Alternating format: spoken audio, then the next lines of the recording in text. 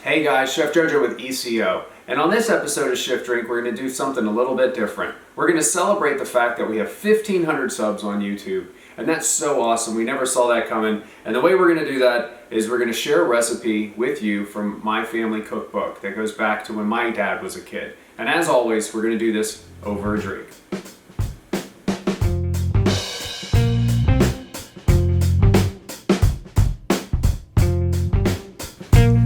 Oh man, I can't tell you how excited I am about this. When I mentioned the family cookbook, here it is, and it's really not a cookbook, it's more of a, I guess, a journal of all the recipes that my great aunt, my great grandmother, my grandmother, all made on my father's side. And the recipe that we're going to share with you today is my grandmother Peg's gumbo. Now, gumbo is an interesting, amazing, wonderful dish that is very popular in New Orleans and in the panhandle of Florida and Alabama, all the way over to New Orleans, Louisiana. Now this particular gumbo is a little bit different than other gumbos, and it's my favorite. It's the way that she made it was absolutely, I guess it's just home. And you know, when your grandmother gets to cook for you, there's nothing really any better. And I think that's why I'm so excited to share this recipe, is because it's my favorite recipe. If you look, we're gonna post it. We'll put, Jaden will throw a clip up on the old screen so you can see it. But it's my family with my brother, my mom and dad and me at a senior picture, which is put down in the corner. And this was typed up by Uncle Brian of all the recipes that were favorites after Peg passed away. And you know, what's amazing about this is that there's a little bit of a story to it, and I'll share it with you as I kind of cut up things. All gumbos start with a roux, and we'll start cooking that. But before we do that, I'm gonna just chop up some onions and some garlic and celery so we can, discuss it. You know, you always smash the garlic, right? Who's that guy? Brad? Oh yeah, about the Allison, right? Mm-hmm. So, you know what was amazing is that, I've shared it with you guys sometimes and on the podcast, is that I didn't always know that I wanted to be a chef. And this is kind of an interesting segue. I didn't know I was always wanted to be a chef.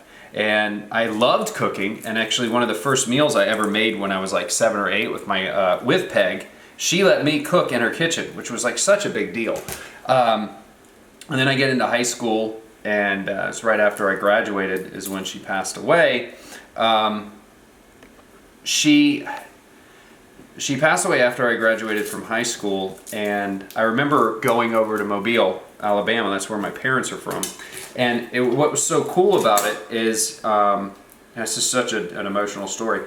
I was there in her kitchen, and I was getting everything ready, and I was going through, and I was hungry. And my Aunt Marion lives in New Orleans. They're from her husband's from there, and we were pulling stuff out of the freezer, and we're trying to get some food ready, because we're in the South and we're Irish, so we eat a lot. And she's like, "Oh, there's some gumbo that I heated up. Then go make yourself a bowl." And I'm like, "Oh, okay." And I'll tell this, and then I'll get to chopping. But I go into the kitchen, and I make myself a bowl, and it's an interesting gumbo because all the vegetables are pureed. Okay, that's because my uncle. The story is that one of the uncles did not like the seeds of the okra. He thought they were crab eyes, so that was one of his other brother told him that, so it ruined it. So to make the gumbo the way that he liked it, they puree all the vegetables. And you know what? There's no pepper, and there's no bell pepper in our trinity for this. It's onions and celery, and it's sauteed with the bacon grease roux, and then it's pureed with the okra, and there's a satchel of parsley involved. So I was sitting there and I was eating this gumbo, and I seriously was kind of heart-struck, or however you want to put it, but I was eating the last pot of gumbo that my grandmother ever made. And there's something to be said for that. And I don't think I've shared this story with some other people, but it literally was the last pot of gumbo that she would make. And it was made with her own 2 hands. And I'm sitting in her kitchen where I grew up as a small child. I spent every summer there. And it was just really awesome and sad and depressing and amazing because it was all life all at once. So I wanted to share this recipe with you guys. And you can make it. You can follow a recipe and you can do it. Right now I'm gonna just do some chopping and I'll get everything meased out for us and then we'll walk through some of the steps. All right, so I'm just doing a rough chop on the garlic. She didn't put a lot of garlic into her gumbo, which was interesting, This might not be your favorite gumbo, but I'm gonna tell you what, it's my favorite gumbo. One chef told me if I sprinkle a little salt on this a long time ago when I was a young cook, it like helps it.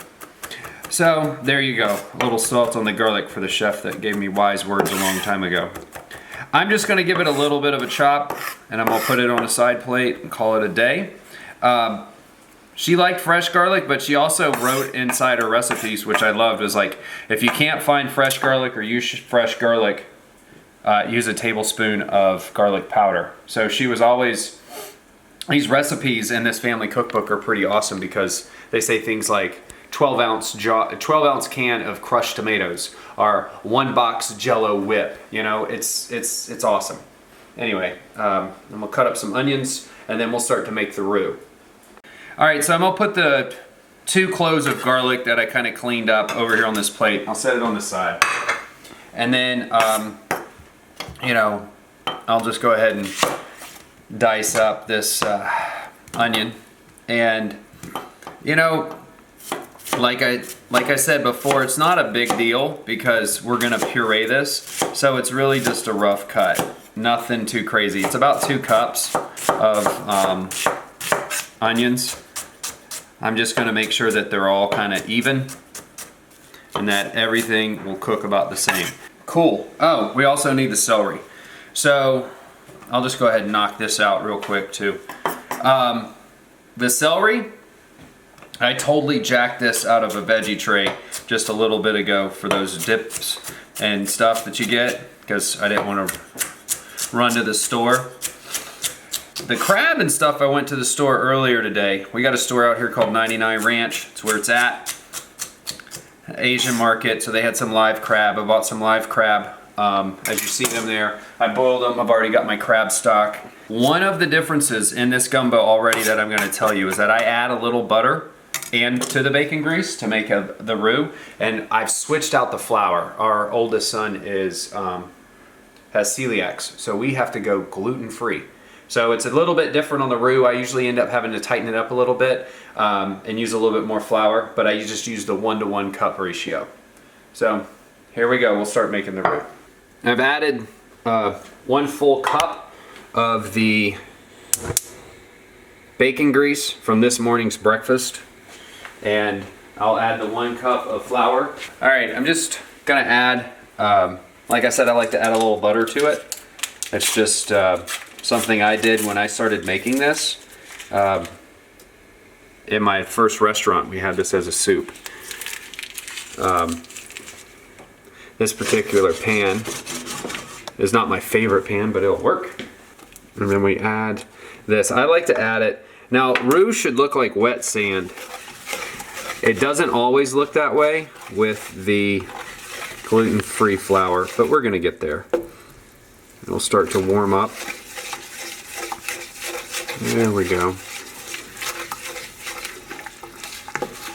I like to add it when it's warm, not hot, and then it can all kind of climb to that temperature it's looking for all together. Put that on there. We're gonna let that sit on room temp. We're gonna let that come up. All right. So the crazy thing is that when every summer I would run off and go to stay on the river with my grandparents. They lived on Dog River in Mobile, Alabama, and it was pretty awesome because I got to do all sorts of amazing things, like put out crab traps and catfish lines and all sorts of stuff.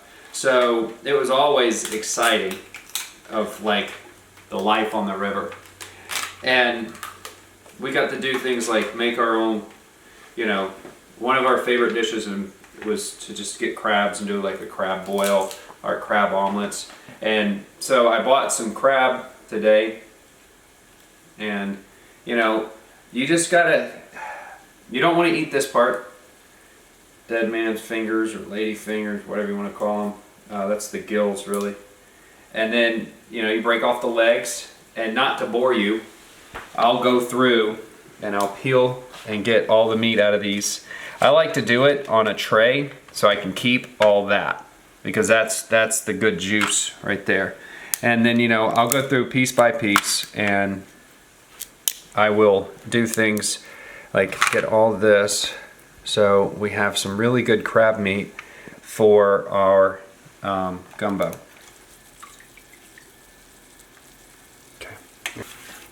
So when you're doing the roux, especially with, you just kind of got to take your time. And I like to use, I like to use a spatula, not a whip, because I like to scrape it off the bottom. And then you just keep cooking it over low and allow it to get really dark. If you're using regular flour, the flour is really strong and it's going to hold up. You're cooking some of that starch out, but it's going to get really brown and dark and smell nutty. That's when you know. But the gluten-free flour is a little bit more tricky. So you can't take it as long or as far as you can with the other flour, but I like to go a little bit further. So I took it a little bit further. I've got some really nice roux. I like to add the celery and the onions and let them take the majority of the heat, and that'll bring it down a little bit. Alright, now I'm going to use that moisture and we'll cook this up a little bit. I'm adding the garlic. Let that kind of cook and sweat with that vegetable right there. Nothing to it. My roux's gone like long enough for me for this gluten-free flour. So now I'm adding my crab stock. I gotta go real slow. I'm just straining the stock.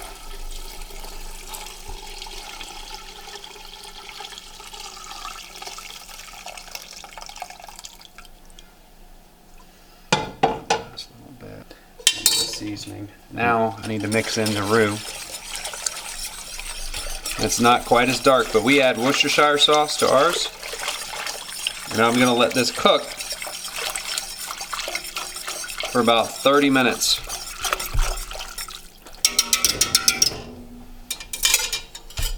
We'll see how this tightens up. We'll see how the roux tightens up for us. This is the rest of the crab that I picked. And then I've got about a pound of oysters ready to go in with all the stew inside of them. So right now, this is the best part. We just got to sit back and let it kind of happen. You know, one of the best things about cooking is that it's like it's kind of very calming for me, and I'm sure a lot of you can relate to that. This dish is so special. We've done it at every occasion. I remember the first time that I really made it for a lot of people.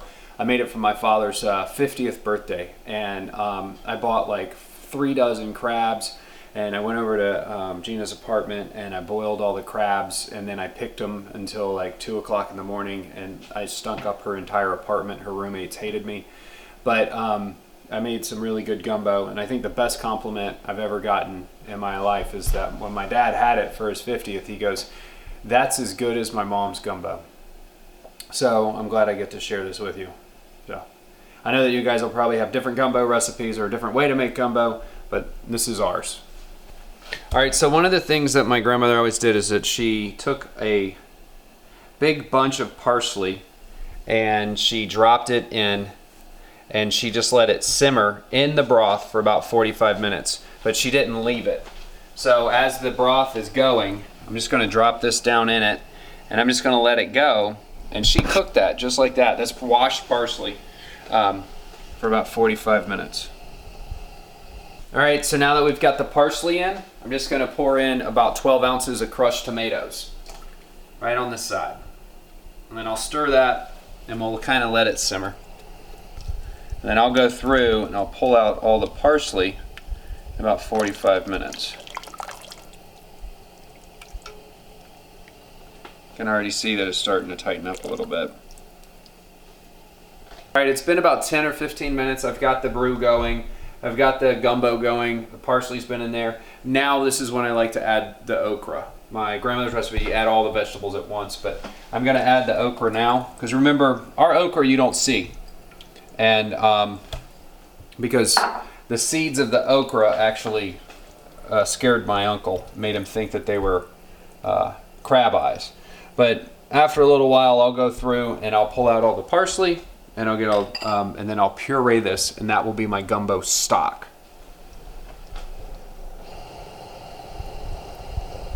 Cool. It's time for me to add a little bit of Worcestershire sauce to this gumbo, and it's something that we always added to the gumbo. The funny story about this, my mother's father, Daddy is what we called him. He told me when I was a young kid, this is about a cup. I like to add a little bit more to darken it up a little bit because of I don't cook that gluten-free flour as long. You can always add a little bit of caramel color too. But I'm gonna tell you guys this story when it was like my second class in culinary school at Johnson & Wales. And when I was a kid growing up, I spent every summer with Daddy, like I was saying earlier, my grandparents.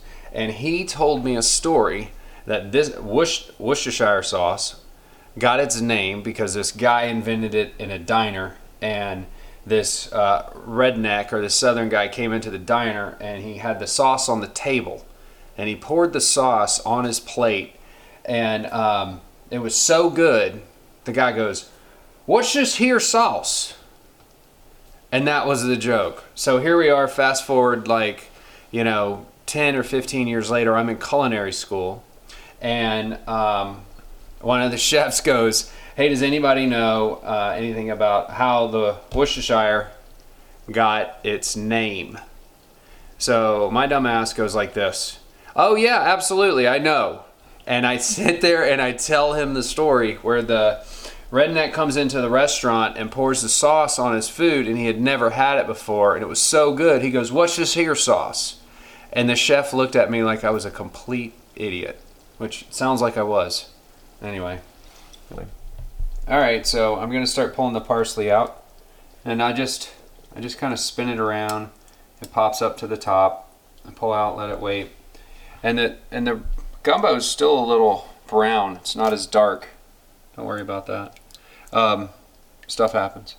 And I just put it over to the side. I don't really stress about it. It's just cooking. I'm making some blackjack over here where I just take caramel and I cook it to till it turns really dark and black, and then I use that as my caramel color. You just got to be careful when you do that because you don't want to sweeten your sauce or make it too bitter. This is caramel. This is sugar that I cook in a non-stick on a low heat. And I basically burn it till it turns black, not brown, black. And then I'll add it to that.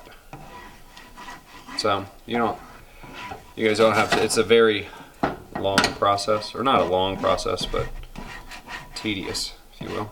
I just made a little blackjack, just like a homemade caramel color. I don't know who I learned this from. I might have found it in this Culinary Creole book a long time ago. So now we're just gonna puree it because we don't have any vegetables in our gumbo, just seafood. So hand blender makes this really nice. All right, so we've pureed and strained, and now we have the gumbo, likely gumbo stock, back in the pot. We're ready to add our seafood. The oysters are typically what I add first in their own stew, our oyster stew. Let that go in. Now this is our seafood gumbo. Like I said, I grew up on the river, so not too far. Tallahassee's not too far from Apalachicola. And then I like to go with the shrimp, and I just pour those in, and then give that a quick stir. Now this is not as dark as we typically go with the roux, but with that gluten-free flour, that's usually what we have to do. And now I'll just add all the crab meat that I picked and then an all extra that I bought. And then we'll stir that in. And then we just let that simmer for about 20 or 30 minutes. Everything will break up and cook, and you just let it go. Like this would be something that would sit on the stove for the next hour, 2 hours, and we'd eat this in the afternoon. I did a little seasoning to taste, so I added a little bit more salt, or a lot more salt, a little bit of black pepper, and a little bit of crystal hot sauce because I like that, or Louisiana hot sauce. I made some rice, and I don't like a lot of rice, and I like a lot of broth in mine. So I go with a ladle and a half of the broth, and then I make sure I get a nice scoop off the bottom, and then I fill that bad boy up with as many shrimp as I can find. Sprinkle a little gumbo filet over everything. Now you guys can make it as spicy or as hot as you'd like. This is my grandmother's gumbo. I really appreciate sharing this story with you guys. Let me taste it. Smoking hot.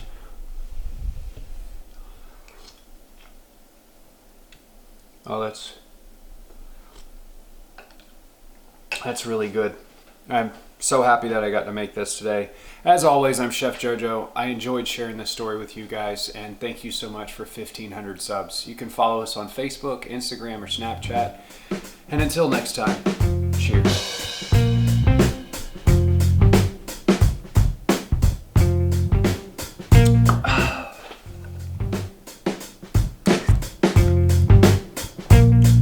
Hey guys, I hope you enjoyed this video. It does mean a lot to me to be able to share these kind of stories with you, tell you a little bit of insight of where I grew up and how I grew up. If you like this video, please let us know in the comments below if there's something else that you'd like to see us do, or another video of this nature. Just let us know. I enjoy your comments. If you guys want, we've got the baseball Navy chambray back in stock and a lot of other cool stuff. Performance gear is still on sale before it gets too hot. Why don't you guys pick up an order? Thank you so much. As always, cheers.